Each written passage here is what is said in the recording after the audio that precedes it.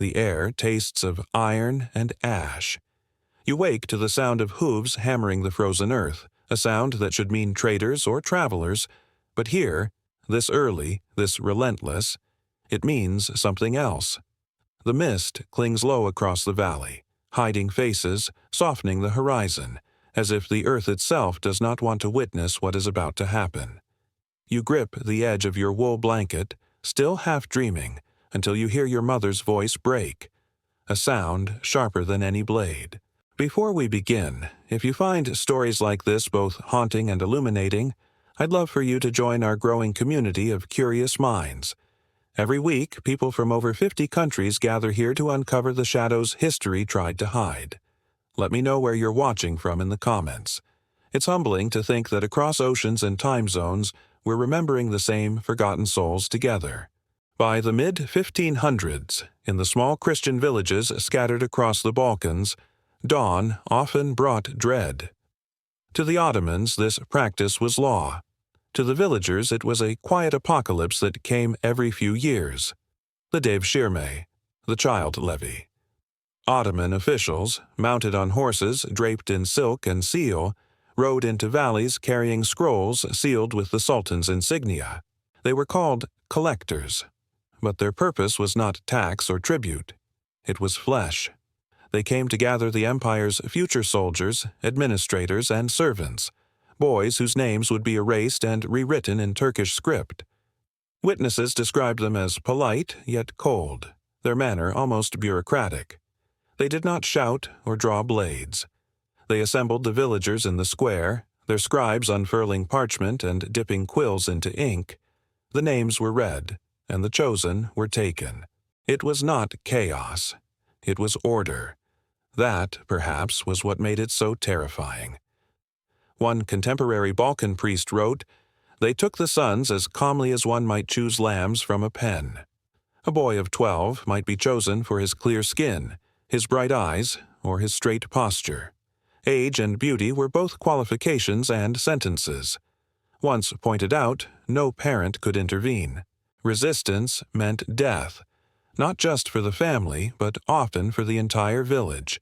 The officials had imperial sanction, and the soldiers who guarded them enforced it with silent precision. Some families tried to hide their sons, staining their faces with soot or pretending they were crippled. Others sent them away into the mountains for weeks, hoping the collectors would pass. But the Ottomans had grown patient and thorough. They counted every household, cross-referenced every record. There was no escape from the Sultan's arithmetic. When the selection ended, the boys were gathered into carts. Mothers pressed amulets into their sons' palms. Fathers stood rigid, too proud to weep. A priest might murmur blessings, though he knew the faith of these children would soon be stripped from them. One chronicler described the sound as a field of weeping doves torn from their nests. By evening, the carts rolled away under a pale moon, carrying boys who would never again answer to their birth names. The journey to Istanbul was a march through hunger and confusion. The collectors moved in columns that stretched for miles, guarded by armed escorts. The boys were fed sparingly, bread, lentils, and water. At night, they huddled together in the open, listening to the crackle of the soldiers' fires. Some whispered prayers, others simply stared into the dark, their childhoods already dissolving behind them. The weak were left behind. No one stopped to bury them. The empire had no use for broken things. Along the way, the indoctrination began, not through lectures or threats, but through repetition. The boys were taught Turkish words for water, bread, and obedience. They were forbidden to speak their native tongues. The youngest learned faster. Forgetting, for them, was easier. Older ones, who clung to their mother's language, were beaten or denied food.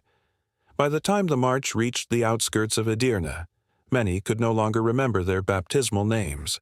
They were being remade, physically intact, spiritually hollow.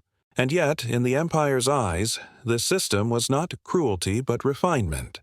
The Devshirme was considered a meritocracy of conquest, a way to purify and elevate the empire's servants. These boys, drawn from conquered lands, would be educated, converted, and trained to serve not as slaves but as instruments of divine order. In Ottoman records it was described as harvesting the best fruit of the conquered. The paradox was deliberate. Loyalty through dispossession, greatness through erasure. In Istanbul, the surviving boys were brought before officials in embroidered robes who assessed them like scholars appraising manuscripts. Their teeth were inspected, their posture corrected, their bodies measured. Some were sent to farms to harden their limbs before training as janissaries, the Sultan's elite soldiers. Others, those with beauty of face and gentleness of manner, were marked for palace service.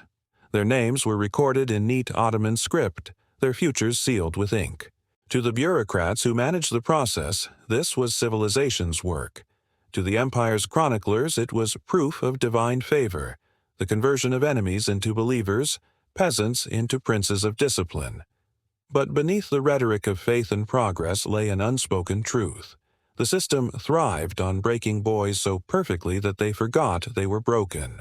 In one preserved letter, written by a Venetian merchant stationed near Thessaloniki, he describes watching a procession of captured youths being led to the capital.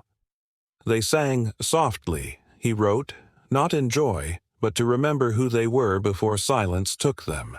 The empire's horsemen rode ahead, banners fluttering, as if escorting a victory parade rather than a line of frightened children. By the time the caravan reached the gates of Istanbul, the boys had learned the first rule of survival: do not look back. Those who did saw only smoke and distance, villages fading into memory. Those who did not saw the city rising before them, domes gleaming in the sunrise, the illusion of destiny unfolding.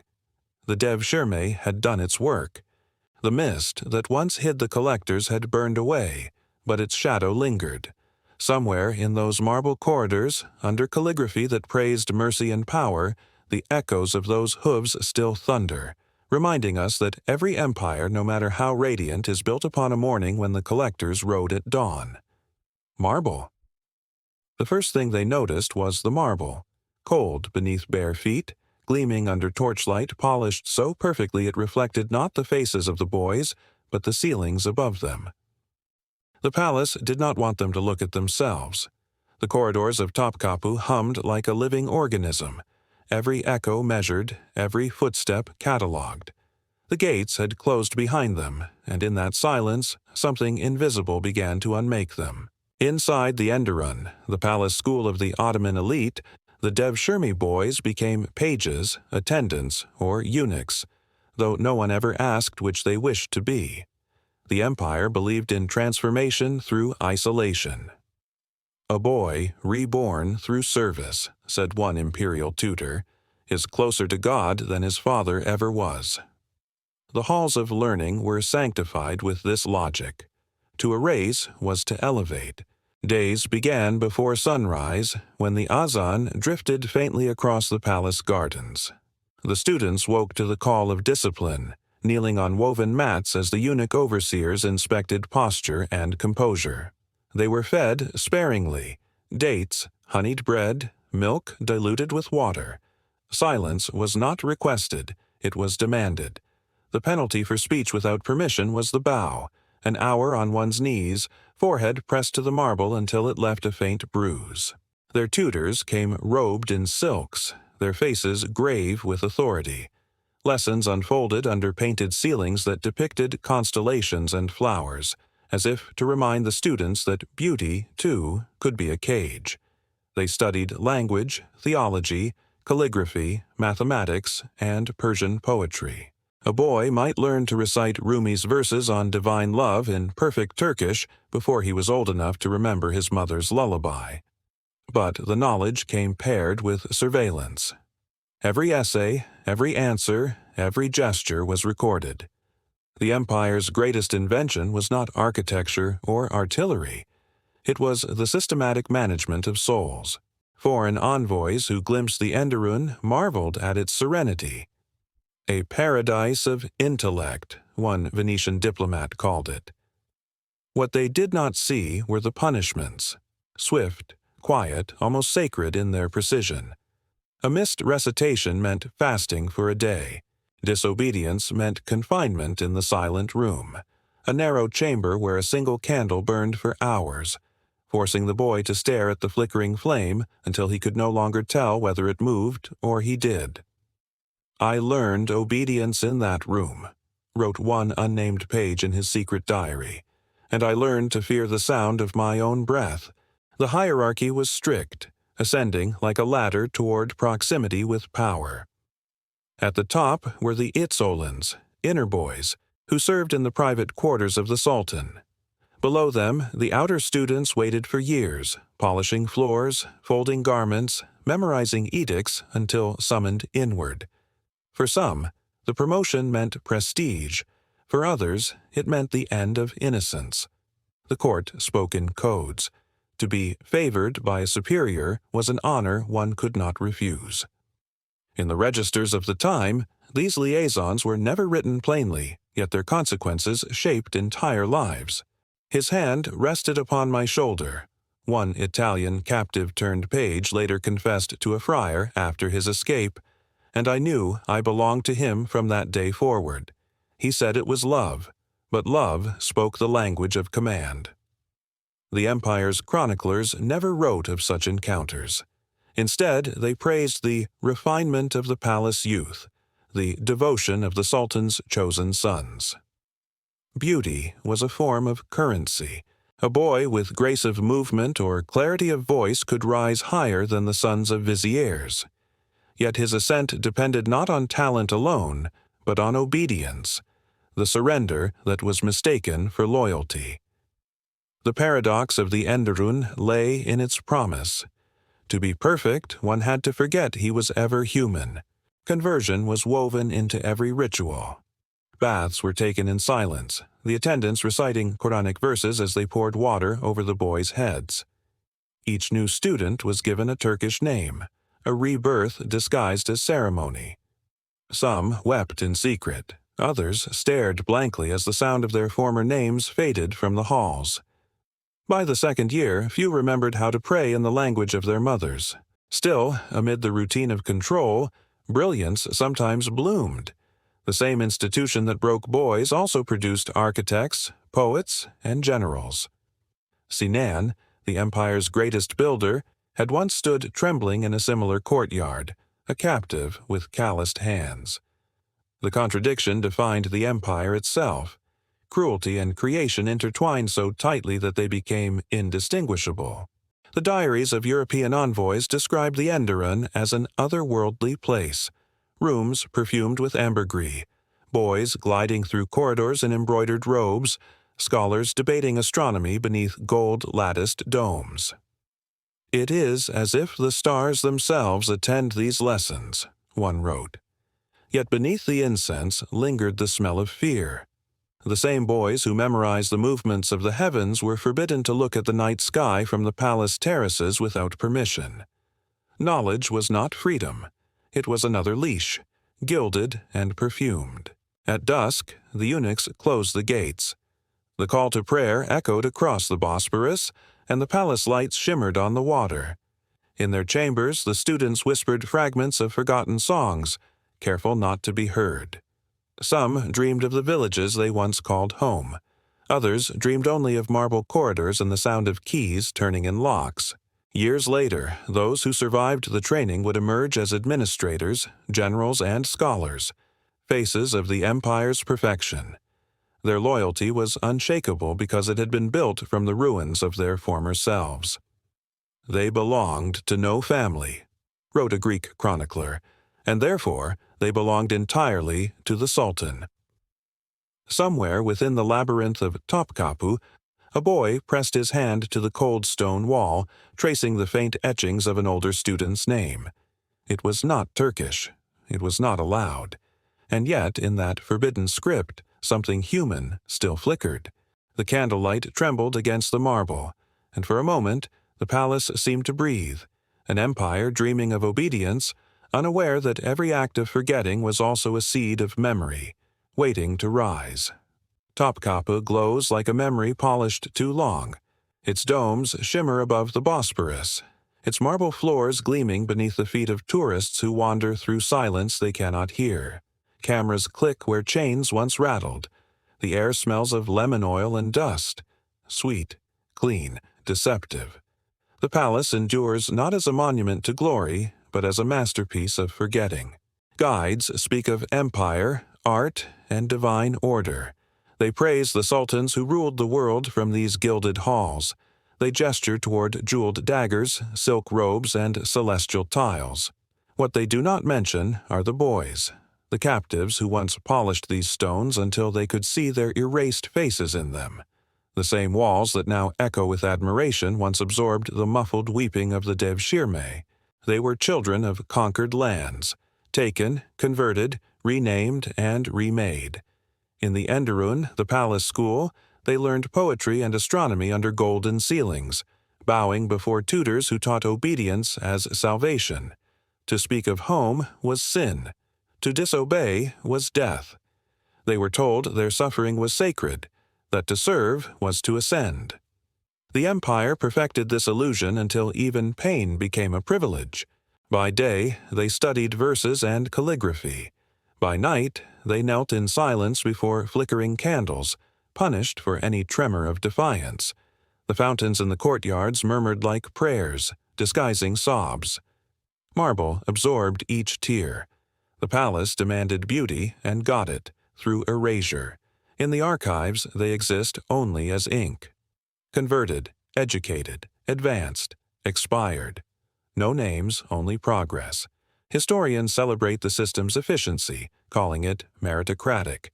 But what merit exists in forgetting who you are? The Ottoman dream of order was built from memory's ashes. A Venetian envoy wrote, "They make the conquered into their conquerors." And indeed, many of these boys rose to power. Viziers, generals, architects.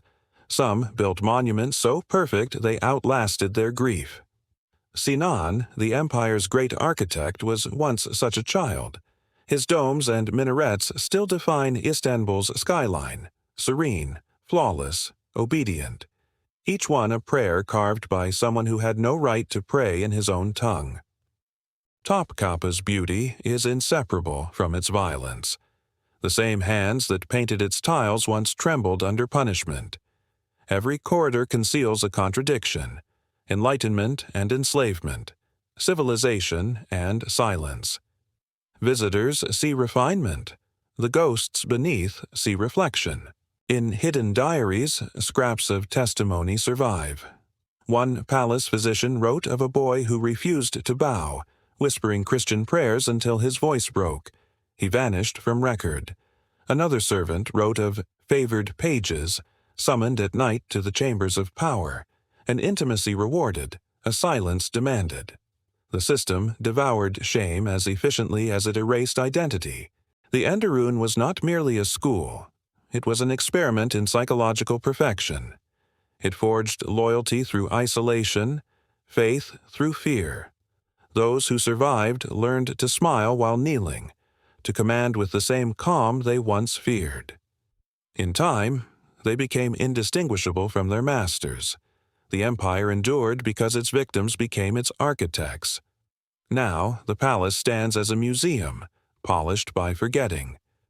Visitors stroll through the imperial council chamber, gazing up at painted ceilings where ministers once debated the fate of nations. They see gold leaf, not blood, symmetry, not silence. The guides speak of genius, but not of grief. The silent room remains closed, its plaster concealing faint names carved by trembling hands, proof of those who once remembered themselves. As night falls, Topkapi exhales. The marble cools, the sea wind drifts through latticed windows, and faint footsteps seem to echo in the distance. Soft, rhythmic, human. Guards call it the wind, but the sound persists.